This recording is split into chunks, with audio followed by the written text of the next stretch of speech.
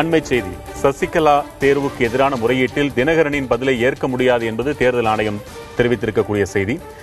விவரங்களை தருவதற்காக டெல்லி செய்தியாளர் கணபதி இணைப்பில் இருக்கிறீர்கள். முழு விவரம் என்ன கணபதி? வி.கே. சசிகலா அண்ணா திராவிட முன்னேற்ற கழகத்தின் இடைக்கால பொதுச் செயலாளராக தேர்ந்தெடுக்கப்பட்டு அந்த விஷயம் தேர்தல் ஆணையத்துக்கு தகவலாக தெரிவிக்கப்பட்டிருந்தது. இதை தவிர ஓபிஎஸ் அணியை சேர்ந்தவர்கள் இந்த நியமனம் செல்லாது, இந்த தேர்வு செல்லாது என்று தேர்தல் ஆணையத்திடம் புகார் அளித்திருந்தார்கள்.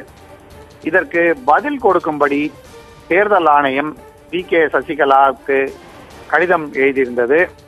அவர் சிறையில் இருக்கிறார் என்பதால் சிறையிலேயே அந்த கடிதம் அவரிடம் ஒப்படைக்கப்பட வேண்டும் என்று தேர்தல் ஆணையம் சொல்லியிருந்தது.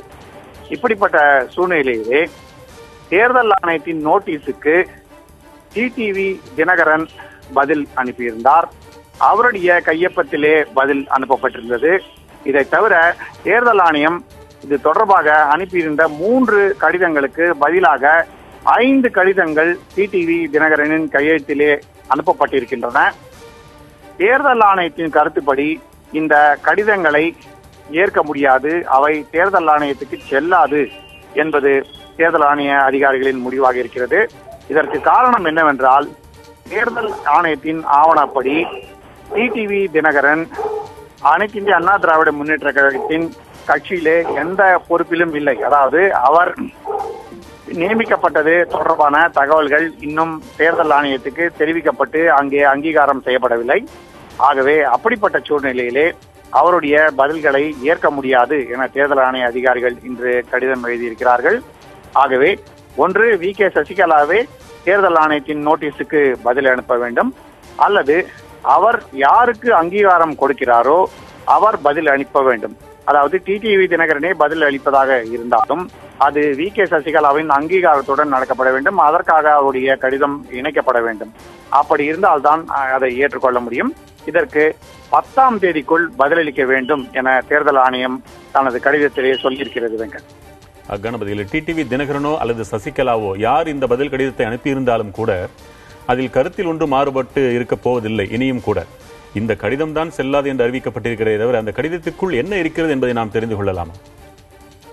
அதாவது அந்த கடிதத்தின் அடிப்படை என்னவென்றால், தேர்தல் ஆணையத்திடம் ஓபிஎஸ் குழு புகார் அனுப்பியிருந்தது. ஓபிஎஸ் அணியைச் சேர்ந்த நாடாளுமன்ற உறுப்பினர்களை நேரடியாக சென்று தேர்தல் ஆணையத்திலே அந்த புகாரை சமர்ப்பித்திருந்தார்கள். அந்த புகாரிலே சொல்லப்பட்டிருந்தது என்னவென்றால், இடைக்கால பொதுச் செயலாளராக வி.கே. சசிகலா நியமிக்கப்பட்டது செல்லாது,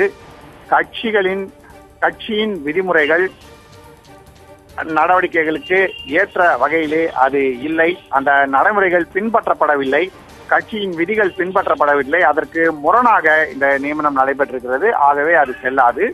இதைத் தொடர்ந்து அவர் யாரையெல்லாம் நியமனம் செய்திருந்தாரோ, அவர் யாரையெல்லாம் கட்சியிலிருந்து நீக்கியிருந்தாரோ அதுவும் செல்லாது, அவர் எடுத்த முடிவுகளும் செல்லாது என்பது அவருடைய வாதமாக இருந்தது. இதற்கு பதிலளிக்க வேண்டும் என்றுதான் வி.கே. சசிகலாவுக்கு பெங்களூரில் சிறையிலேயே கடிதத்தை அளிக்கும்படி தேர்தல் ஆணையம் சொல்லியிருந்தது. ஆனால் அதற்கு பதில் வந்தபோது அந்த பதிலிலே டிடிவி தினகரனின் கையொப்பம் இருந்தது. தேர்தல் ஆணைய அதிகாரிகள் சொல்வது என்னவென்றால், நாங்கள் கேள்வி கேட்டிருந்தது வி.கே. சசிகலாவை, கட்சியின் பொதுச் செயலாளராக அவர் தேர்ந்தெடுக்கப்பட்டிருக்கிறார் என்ற தகவலும் எங்களுக்கு வந்திருந்தது. அப்படிப்பட்ட சூழ்நிலையில் அவரிடம் கேட்டிருந்தோம். ஆனால் இப்போது வேறு ஒருவர் அதற்கு பதில் அனுப்புகிறார். அந்த பதில் சசிகலாவின் அங்கீகாரம் பெற்றதா இல்லையா என்பதை நாங்கள் எப்படி உறுதி செய்து கொள்ள முடியும்? ஆகவேதான் தற்போது ஒன்று வி.கே. சசிகலாவே பதிலளிக்க வேண்டும், அல்லது அவர் யாரை பதிலளிக்க அங்கீகாரம் செய்கிறார் என்று அதற்காக தனியாக ஒரு கடிதம் கொடுக்கப்பட்டு அங்கீகாரம் செய்யப்பட்டவர் பதிலளிக்க வேண்டும் என்று சொல்லியிருக்கிறார்கள். அதாவது டிடிவி தினகரனின் பதிலை கட்சியின் அதிகாரப்பூர்வ பதில் அல்லது சசிகலாவின் அதிகாரப்பூர்வ பதில் என்று எப்படி ஏற்றுக்கொள்ள முடியும் என்பது தேர்தல் ஆணையத்தின் கேள்வியாக இருக்கிறது. என்றால் சிறையில் இருக்கும் ஒருவர் தேர்தல் ஆணையத்திற்கு உரிய பதிலை அளிப்பதில் வேறு ஏதேனும் தடைகள் இருக்கின்றனவா? இல்லை, அதாவது சிறையில் இருக்கும் அவருக்குத்தானே இந்த கடிதம் கொடுக்கப்பட்டிருக்கிறது. அங்குள்ள ஜெயிலர் மூலமாக சிறையிலே ஒருவர் இருக்கிறார் என்றால் அவருக்கு ஏதேனும் தகவல் போகிறது என்றால் நேரடியாக போக முடியாது, ஜெயிலர் மூலமாக போக முடியும். அதே போலவே அவர் பதிலளிக்க வேண்டும் என்றால் அதுவும் ஜெயிலர் மூலமாக தேர்தல் ஆணையத்துக்கு வந்து சேர வேண்டும். அப்படி பதில் வருவதில் எந்த விதமான பிரச்சனையும் இல்லை. ஆனால் ஒருவேளை அகில இந்திய அண்ணா திராவிட முன்னேற்ற கழகத்தைச் சேர்ந்தவர்கள். தற்போது டிடிவி தினகரன் தான் நியமனம் செய்யப்பட்டிருக்கிறாரு. அவரே ஒருவேளை கடிதம் எழுதலாம் என்கிற எண்ணத்தில் எழுதியிருக்கலாம். ஆனால் அது ஒத்துக்கொள்ளக்கூடிய விஷயமாக இல்லை என்பது தேர்தல் ஆணைய அதிகாரிகளுடைய கருத்து. ஆகவேதான் அவர்கள் மீண்டும் இந்த கடிதத்தை அனுப்பியிருக்கிறார்கள். இந்த கடிதத்துக்கு 10ஆம் தேதிக்குள் பதிலளிக்கும்படி சொல்லியிருக்கிறார்கள். இப்போது இதே மாதிரியாக இந்த கடிதத்திலே உள்ள அதே போலவே பதிலை தயார் செய்து அதை வி.கே. சசிகலாவின் கையெழுத்துடன் தேர்தல் ஆணையத்திலே சமர்ப்பித்தால் தேர்தல் ஆணையம் அதை பரிசீலிப்பதற்கான முழு வாய்ப்பு இருக்கிறது. அல்லது டிடிவி தினகரன் இதற்கு பதிலளிப்பார் என்று சசிகலா ஒரு கடிதம் எழுதி அத்துடன் இணைத்து அதன் பிறகு டிடிவி தினகரனின் பதில் மீண்டும் தேர்தல் ஆணையத்திலே சமர்ப்பிக்கப்பட்டால் அத்துடன் அந்த விவரங்களும் சொல்லப்பட வேண்டும். அவர் கட்சியிலே என்ன பொறுப்பிலே இருக்கிறார், எந்த அடிப்படையிலே அவர் பதிலளிக்கிறார் என்பதும் சொல்லப்பட்டிருக்க வேண்டும். அப்படி சொல்லப்பட்டிருந்தால் தேர்தல் ஆணையம் நிச்சயமாக இந்த பதிலை பரிசீலனை செய்யும். பதில் கடிதம் அனுப்பப்பட்டு அது தேர்தல் ஆணையத்தால் ஏற்றுக்கொள்ளப்பட்டு விட்டால் அவர்களுக்கு தரப்பிற்கு பிரச்சனை ஏதும் இல்லை. ஏற்றுக்கொள்ளப்பட முடியாத அளவிற்கு இருந்தால் அது அடுத்த கட்டங்கள் எப்படி இருக்கும்? நிச்சயமாக, அதாவது ஏற்றுக்கொள்ளப்பட்டாலும் கூட அந்த பதில் சரியான பதிலா, அது எதிர்வாதங்களுடன் ஒப்பிட்டு பார்க்கும் போது எந்த அளவுக்கு ஒத்துக்கொள்ளக்கூடியதாக இருக்கிறது போன்ற பல்வேறு விஷயங்களை தேர்தல் ஆணையம் பரிசீலனை செய்யும். தற்போது இந்த பதிலை சம்பந்தப்பட்டவர்களின் பதிலாக ஏற்றுக்கொள்ள முடியுமா முடியாதா என்பதிலே கேள்வி எழுந்திருக்கிறது.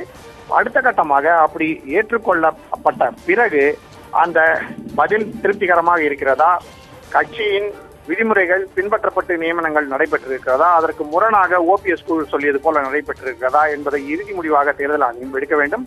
அந்த முடிவு மிகவும் முக்கியமான முடிவாக இருக்கும். இதுல ஓபிஎஸ் தரப்பிற்கு எந்த அளவிற்கு வலு இருக்கிறது? ஓபிஎஸ் தரப்பு ஏற்கனவே சொல்லி வருவது என்னவென்றால், கட்சியிலே பல்வேறு விஷயங்கள் விதிமுறைகளுக்கு முரணாக நடந்து வருகின்றன, கட்சியின் சட்டத்திட்டங்கள் பின்பற்றப்படவில்லை என்பது. தேர்தல் ஆணையமே கூட அதே போன்ற ஒரு கருத்தை கொண்டிருக்கிறது. அந்த அளவுக்கு தான் இப்போது கட்சியிலே விஷயங்கள் நடந்து கொண்டிருக்கிறது என்பதை இதை ஒரு உதாரணமாக சுட்டிக்காட்டி ஓபிஎஸ் அணி சொல்வதற்கான வாய்ப்பு இருக்கிறது. ஆனால் இது தேர்தல் ஆணையத்தை பொறுத்தவரை பதிலிலே உள்ள விவரங்கள் சரியானவையா தவறானவையா ஒற்றுக்கொள்ளக்கூடியவையா இல்லையா என்பதை பற்றி கிடையாது. பதில் அளிப்பதற்கு டிடிவி தினகரனுக்கு அதிகாரம் இருக்கிறதா இல்லையா என்பதுதான் கேள்வி.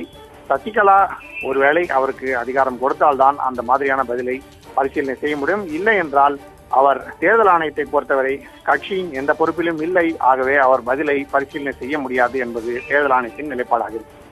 இதுல சசிகலா தன் தரப்பிலிருந்து இன்னார் கடிதத்தை அளிப்பார் என்று ஒரு அத்தாட்சி கடிதம் கொடுத்தாலே போதும் என்ற அளவில் சொல்கிறீர்களே, அது மிக எளிதான ஒன்றாகத்தான் இருக்கும் அவர்களுக்கு இல்லையா? நிச்சயமாக எளிதான ஒன்றாகத்தான் இருக்கும். ஏனென்றால் அப்போது தேர்தல் ஆணையம் இந்த பதில் வி.கே. சசிகலாவின் அதிகாரப்பூர்வ அங்கீகாரம் பெற்ற பதில் என்று கருதி அதற்கேற்ற வகையிலே அதை பரிசீலனை செய்து அடுத்த கட்ட நடவடிக்கைகளை எடுக்கும். அப்படி இல்லாவிட்டால் எப்படி நடவடிக்கை எடுக்க முடியும்? நாளை இந்த பதில் வி.கே. சசிகலா மூலமாக வந்த பதில் அல்ல என்று ஒரு கேள்வி எழுந்தால் அப்போது தேர்தல் ஆணையம் என்ன செய்ய முடியும்? அதன் காரணமாகத்தான், அந்த ஐயத்தின் காரணமாகத்தான் தற்போது இந்த கடிதம் அனுப்பப்பட்டிருக்கிறது. அடுத்த கட்டமாக டிடிவி தினகரனுக்கு பதிலளிக்க அங்கீகாரம் இருக்கிறது, அதற்கு வி.கே. சசிகலா அனுமதி கொடுத்திருக்கிறார் என்று தேர்தல் ஆணையத்துக்கு வலியுறுத்தும்படி ஒரு தனியாக கடிதத்தை அனுப்பி அதன் அடிப்படையிலே மீண்டும் இதே பதில் அனுப்பப்பட்டால் நிச்சயமாக அது பரிசீலனை செய்யப்படும். இப்ப எதிர்த்தரப்பினர் விரும்புவது கட்சியின் சின்னம் முடங்குமா அல்லது இந்த பொறுப்பாளர்கள் எல்லாம் நீக்கப்படுவார்களா என்ற அளவிற்கு அவர்கள் எதிர்பார்க்கிறார்களே, அவையெல்லாம் அவர்கள் விருப்பத்திற்கு நடந்தேற வேண்டும் என்றால் அதற்கான முகாந்திரங்கள் இதுல அதிகமா தெரியுதா இல்லையா? இந்த கடிதத்தை பொறுத்தவரை தேர்தல் ஆணையத்திடம் ஏற்கனவே என்னென்ன ஆவணங்கள் கடிதங்கள் கொடுக்கப்பட்டிருக்கின்றன, அவை ஏற்றுக்கொள்ளப்பட்டுவிட்டனவா என்பது பற்றி கேள்விகள் ஏற்கனவே இருக்கின்றன. உங்களுக்கே நன்றாக தெரியும், தேர்தல் ஆணையத்திடம் சமர்ப்பிக்கப்பட்ட ஆவணங்கள் பல தமிழிலே எழுதப்பட்டிருந்தன. அதற்கு ஆங்கிலத்திலே மொழியாக்கம் செய்து கொடுக்க வேண்டும் என்று கூட தேர்தல் ஆணையம் சொல்லியிருந்தது. ஆகவே அதாவது தேர்தல் ஆணையத்திடம் என்னென்ன விதிமுறைகளை பின்பற்றி கட்சியின் சட்டத்திட்டங்கள் சரியான வகையிலே பின்பற்றப்படுகின்றன என்பதை தொடர்ந்து நிரூபிக்க வேண்டுமோ அதையெல்லாம் செய்ய வேண்டியிருக்கிறது. அதிலெல்லாம் சந்தேகங்கள் வந்தால் பின்னர் தேர்வு எப்படி நடைபெற்றது, அதுவும் சரியாக நடைபெற்றதா அல்லது இதே போன்ற நடவடிக்கைகள் அதில் எடுக்கப்பட்டதா போன்ற பல்வேறு கேள்விகள் ஏற்கனவே எழுந்திருக்கின்றன. எதிர் அணியான ஓபிஎஸ் அணி புகாராக கொடுத்திருக்கிறது. ஆகவே அப்படிப்பட்ட சூழ்நிலையில் தான் நாம் இதை பார்க்க வேண்டியிருக்கிறது.